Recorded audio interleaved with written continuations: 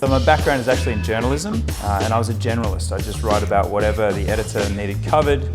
I was asked to cover a watch fair. I went along and I just was kind of mind blown by the stories behind watches and how, as a journalist, there was just this endlessly deep amount of storytelling, historical things about the technical feats of watches. So I went from being a general journalist to a specialist and started writing about watches.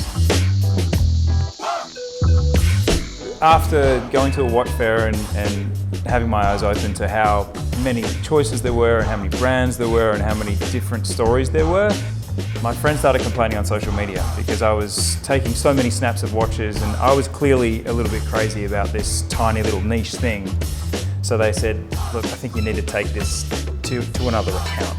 And that's when I thought, well, maybe I'll just start one just for watches. And that was called Time and Tide, and that was 2013.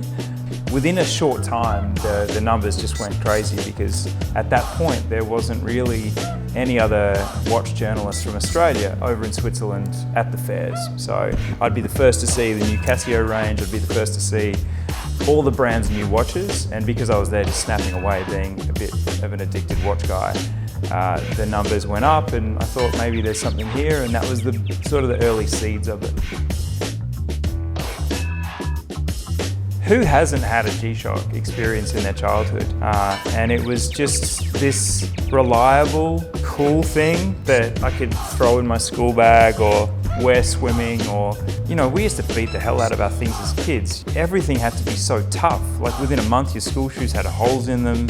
This was a time when not many things survived, but the G-SHOCK just survived year after year. But why do I like G-SHOCK? The simple answer is they always look badass, they always look really cool, they were always impossible to kill.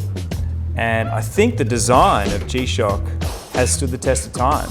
And the fact that the reissued G-SHOCKs look so fresh, in gold, in silver, in this iron-plated model, it's a testament to a classic watch design. And at Time and Tide, we love classics, we love watch designs. So this particular watch fits into my collection as the watch I put on when I just don't want to worry about it, which is anytime I'm around my children, who are brutal, anytime I'm doing something physical and dynamic, there's an extra peace of mind to putting on a G-SHOCK, because I did actually try to kill it a few times and so far unsuccessful.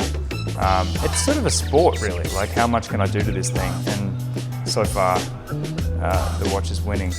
Aside from the look of this watch and the detail around how each part of it's distressed and that iron-plated aesthetic is awesome, it's also the heft of it, the heaviness of it. Because I can't help it. Like, I associate luxury with weight.